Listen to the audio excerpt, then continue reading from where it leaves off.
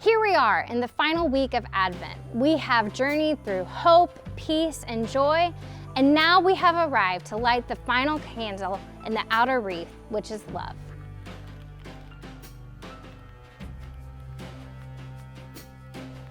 God the Father showed His great love for us by sending His Son down to earth as a human baby, Jesus.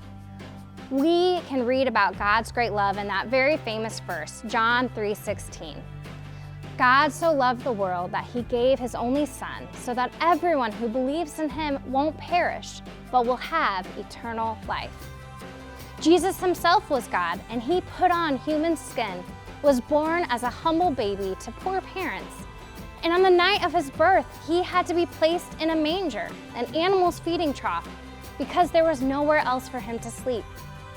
This is a true picture of God's great love for us. God loved us so much that He became one of us through Jesus. We are now called to love those around us, just as God first loved us. We get to show others the same love that Jesus has shown us when we live out the things that Jesus taught while He was here on earth.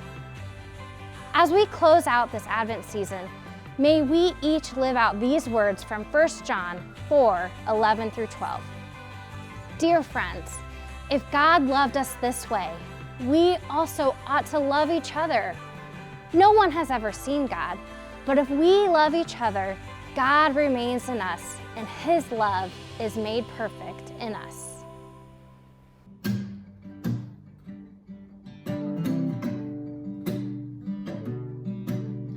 Come, they told me, pa-rum-pum-pum, our newborn King to see, pa-rum-pum-pum. Our finest gifts we bring, pa-rum-pum-pum, rum-pum-pum, rum-pum-pum. Peace on earth, can it be? Years from now, perhaps we'll see. I see the day of glory. I see the day when men of goodwill live in peace again. Peace on earth, can it be?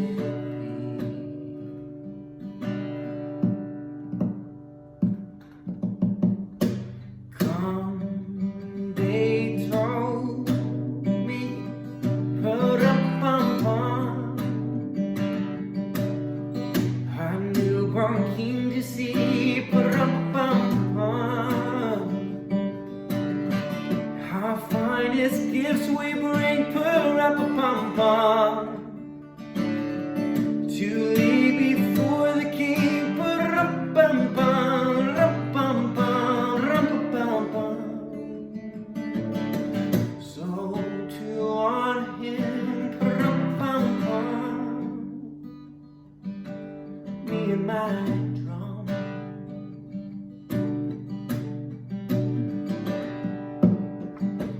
Peace on earth, it be? Years from now, perhaps we'll see. Oh, I see the day of glory. I see the day when men of goodwill live in peace again. Come, they told me, but me and my drum.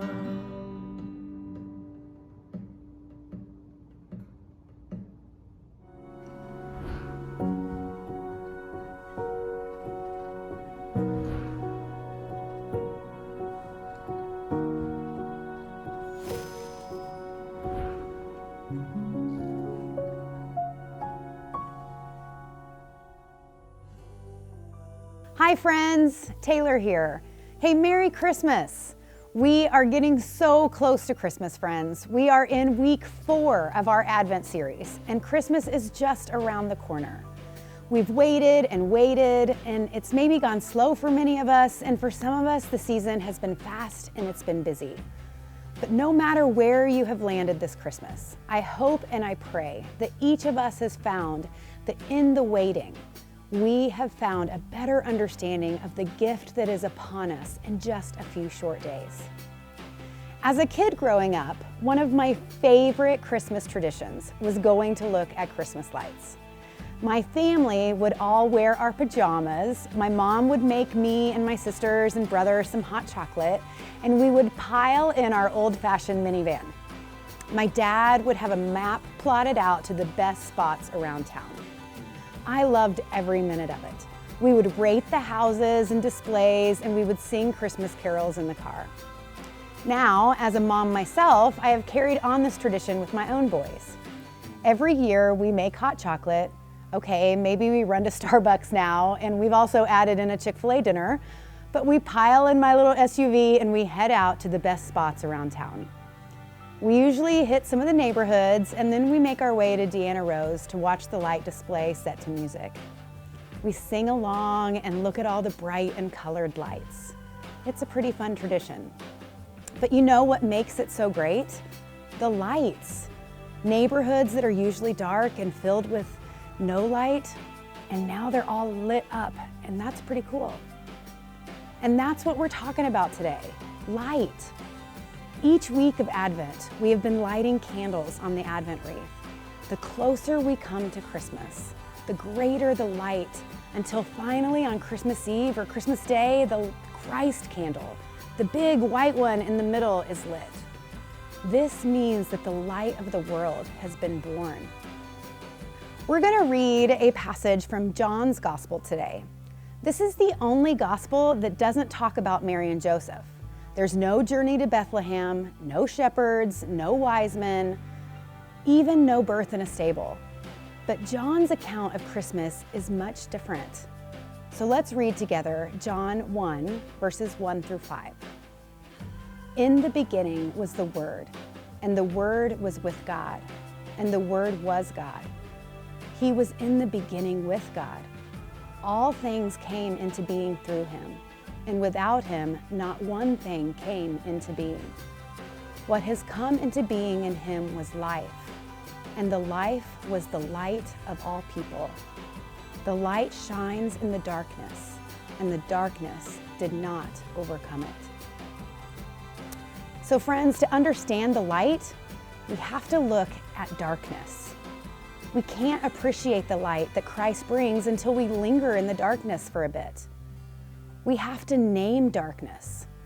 Darkness is most often, but not always, associated with evil and adversity, ignorance, despair, injustice, gloom, and even death.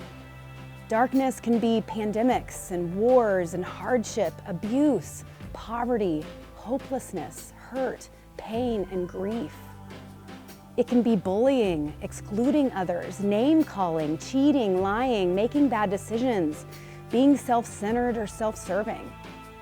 Darkness can be missing the mark or straying from that right path that we talked about a couple weeks ago.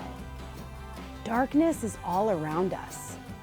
But here is the good news.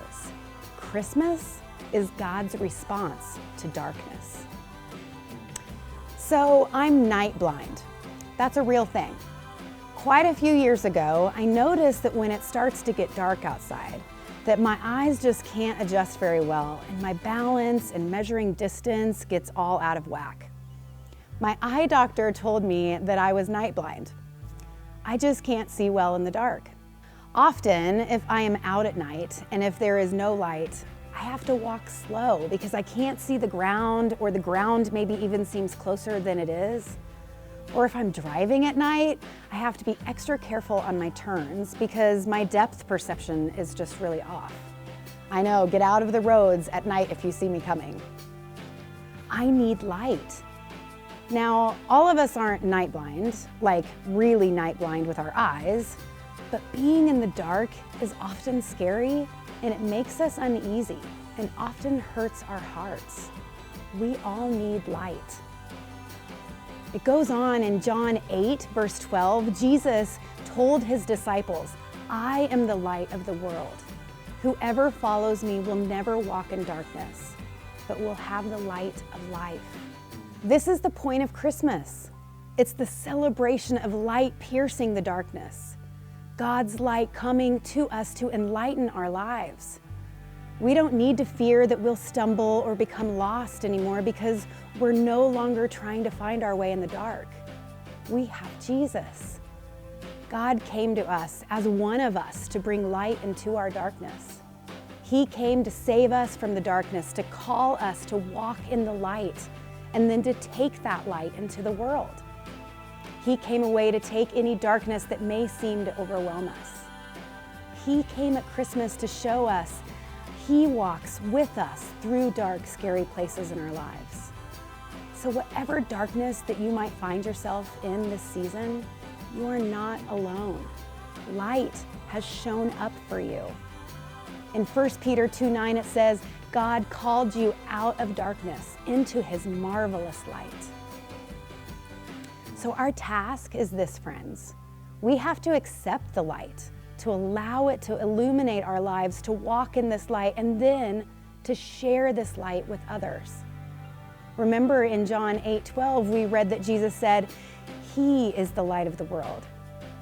But in Matthew's gospel, Jesus turns to His disciples and said, You are the light of the world. A city built on a hill cannot be hid. Let your light shine before others, so that others will see your good works and give glory to your Father in heaven. When we have light, walk in His light, become light, we have to share it. We have to pass it on. Here at church on Christmas Eve, we light candles. If you've been before, you know how it goes. But there is darkness first. We sit and linger in that darkness for a minute, and then one person or family brings in the Christ candle with that one candle that is passed on to another person and then to another. And eventually the whole sanctuary is full of lighted candles because it was passed on to them. And together the room is full of light. This was God's big idea in sending Jesus. God's plan, His strategy was that those that believed in Jesus would have light inside of them. And then that light would reflect and live through us. Each of us doing our part to push back the darkness, to be just and merciful and full of love. This is the mission, the calling, the vision, and the promise of Christmas. We are God's plan for changing the world, to eliminate darkness. We are His voice, His hands, and His feet here on earth for all of those hurting. We are God's plan for including every person into community and to make sure that no one feels unloved or alone. So how do we do that? That seems like a big job to be the light, but it starts with just looking around. It's as simple as that. Paying attention to where someone needs support or help. It starts with saying to God, here I am. Use me to take your light into the dark places. So I love to open presents and get gifts at Christmas. But there is really something special about when I have been thoughtful about a gift that I'm gonna give to somebody else. I get really excited about that. The joy that I get when I see them open and receive a gift is often better than getting all the gifts myself. That's what this is about. When we share the light, we receive the light. So, with all of that in mind, I would ask you as we approach Christmas Eve in just a few days, how will you shine? How will you be light in the darkness? How will you reflect the light? And how will you share it? So, go be great, bright Christmas lights, friends. Merry Christmas to each of you.